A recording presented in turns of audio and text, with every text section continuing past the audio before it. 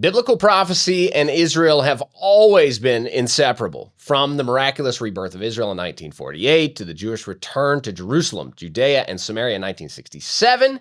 And yet again, Israel is right on track with 3 out of 5 direct prophecies from Amos playing out right in front of our eyes. The big question now is, will this continue as Amos seems to predict? Will Jordan fall? Or will Yemen be Israel's next target? It's literally happening. The prophet Amos nailed it. I'm Joshua, and this is the Israel Guys. Welcome back to the Israel Guys, where we believe in a world of Jew hatred and anti-Israel propaganda, you should have a direct connection to the land and people of Israel. A little catch up for those of you that may have had your heads buried in the sand on topics relating to Israel and the wars surrounding her. A little update. So Israel has destroyed Syria. Talking about all of their weaponry. They have mass defenses. Last week, it's gone. Sunday, Monday, Tuesday, Israel destroyed it all. Just 3 days, it's gone. It's no longer that threat that was hovering over Israel. We're talking about all kind of weapons, from jets to you name it. It's all destroyed. Now, that's quick. We'll get into more of that in a minute. South Lebanon, destroyed. It's leveled. Gaza, same. Destroyed. It's nearly leveled. Like, Israel has absolutely destroyed these places. Now, for the main topic we're talking about today, this was all written in the Bible. Okay. If you don't believe in the Bible, just hang tight. We're going to talk about this. By the end of this, you just might. The prophet Amos says this, and we'll talk about Damascus. It says, "This is what the Lord says, for 3 sins of Damascus, even for 4, I will not relent." Here's what he says he's going to do. And I've just highlighted a few areas. To read the whole chapter, it's fine. But I've just broken it down. "I will break down the gate of Damascus." And then, secondly, he says, "I will destroy the king who is in the valley of Aven." Okay, so let me update you clearly. This is exactly what happened. The Assad regime was destroyed. Okay, it fell after some 50 years or whatever. It fell. The valley of Aven is actually right there, really close to Damascus. So this is just another. So he's saying, Damascus, this entity that's going to be there is going to fall, and that's exactly what happened. Just last week, it all fell apart, right? Israel came in, no resistance even.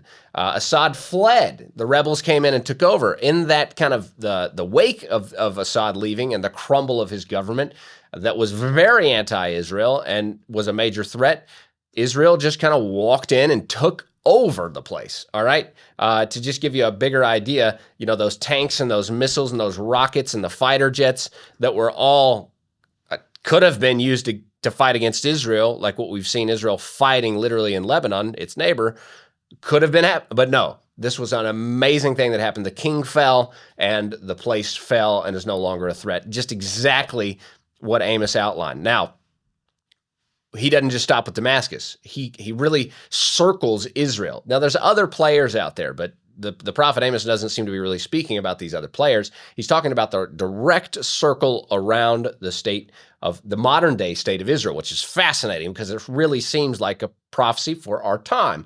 Now, let's outline this deeper. The next thing he goes to is Gaza, right? So he's talking about Syria up here, Damascus. Now he comes down here to Gaza, just following the line of what the prophet Amos says. He says, "For 3 sins of Gaza, even for 4, I will not relent, because she took captive whole communities." Now, guys, this was written thousands of years ago. This is none other than, for someone that doesn't believe in this book, this is insane. How did someone prophesy something so direct and so spot on? And he says, because of this, later he says, "I will send fire on the walls of Gaza." Now, you guys all know the story. This is exactly what happened. The Gaza terrorists, this regime came in and attacked Israeli communities, took them captive, whole communities, burned and destroyed whole community, exactly what it says. And what happened? Immediately after, Israel attacked, and we've been in more than a year of sending fire on the walls of Gaza. That's what has been happening. If you've been like I've been inside Gaza, it's nothing but boom, like absolutely, it's fire on the walls of Gaza. And literally the walls of Gaza have crumbled. Masses of Gaza are no longer there. They're destroyed. Direct fulfillment for what was spoken thousands of years ago. Then the prophet moves to Lebanon. Okay, this is interesting because we talked about already Syria and Gaza.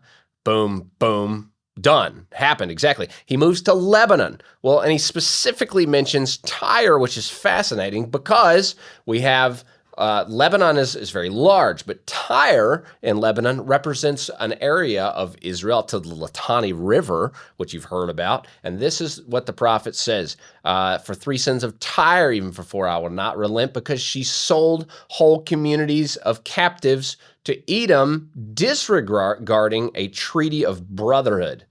So in Tyre, they did not take captives, right? But what they did is they saw that they could benefit from the captives that Hamas had taken, and then they joined the war. Almost, again, this is exactly what he's saying. They joined on the tail. They took on what Gaza had started, these captives that were taken. They wanted to buy in on that. They wanted to sell that.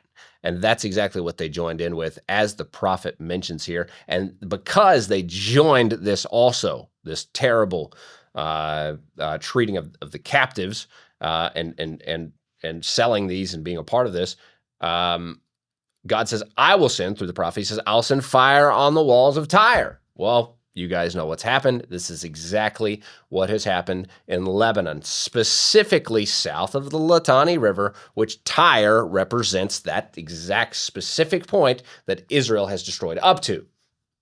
Again, direct fulfillment. I've spoken with soldiers that have just come back from there. We're talking about there's hardly a building standing in South Lebanon. It has been destroyed. Fire has gone and destroyed the walls of Tyre and the south. Hey guys, we'll be right back. But first, whether you've been to Israel or are dreaming of making that trip one day, you will absolutely love I Am Israel, the believer's guide to the rebirth of the Promised Land. Showcasing over 550 stunning photographs, illustrated maps, and powerful stories. This gorgeous hardcover coffee table book will take you on a visual journey through the land of the Bible and unveil the inspiring stories of Israel in a way that will make your spirit soar.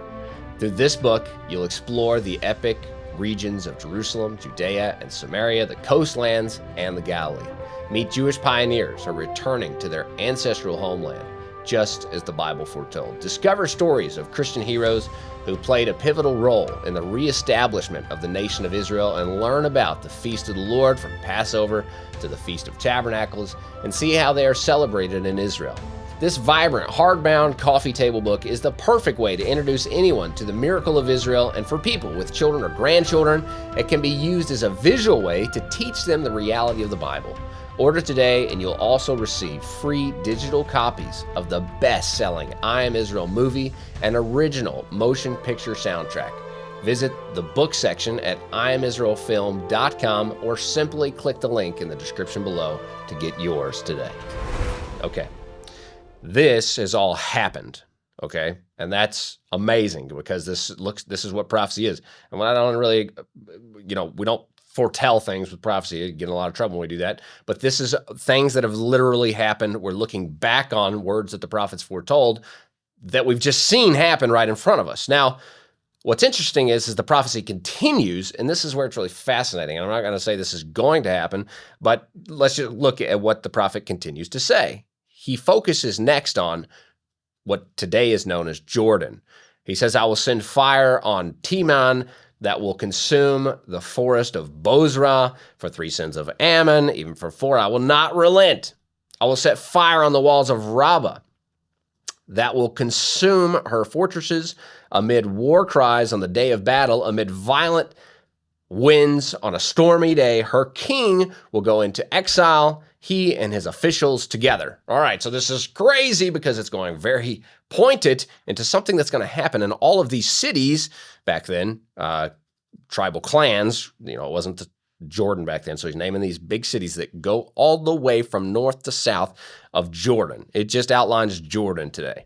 And he says, this is what's going to happen there. It's going to fall. The king is going to be exiled. Literally what we just saw in Syria kind of looks like what we might see in Jordan, according to Amos. Now, what's interesting is that this wouldn't be the first time. I have no winds of anything like this happening in Jordan. But what I do know in Jordan is that they have had civil wars before, just like Syria is known for.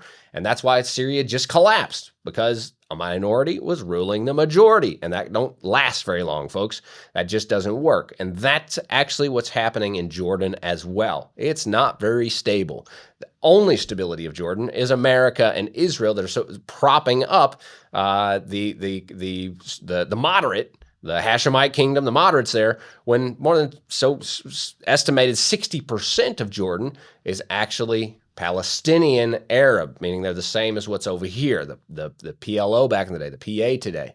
So back in the day, 70s, the Black September was a PLO, Palestinian Liberation Organization, attempt to overthrow Jordan and take over Jordan. Will that happen? Will that happen just like what we saw in Syria? Will the balance that's just been thrown off in Syria, will that affect what's going on in Jordan? Well, the prophet seems to think so, so stay tuned on what happens in Jordan.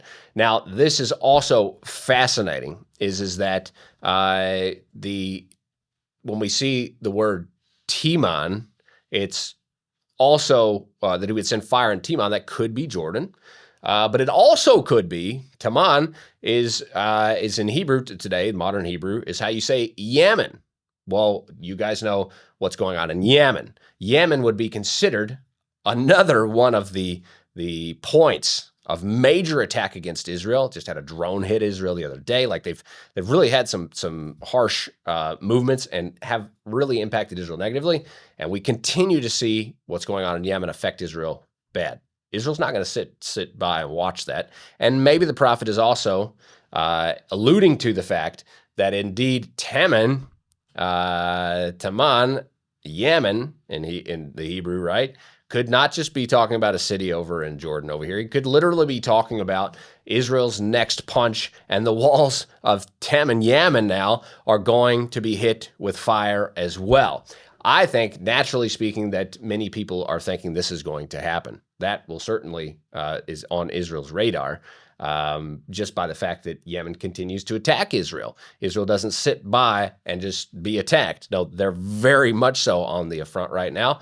They're not just letting it go, and you'll probably see something happening bigger in Yemen very soon. Now, all this being said, this should all just be an encouragement that Israel is not alone. Whether the nations get it or not, whether you understand it or not, there's a big God in heaven that's watching down over his people, Israel. And I'll close with these words. This is a fascinating thing. Prophet Amos actually starts the whole thing with this. I'm ending with this, but he says the words of Amos, one of the shepherds. You just got to love it because he's just a shepherd.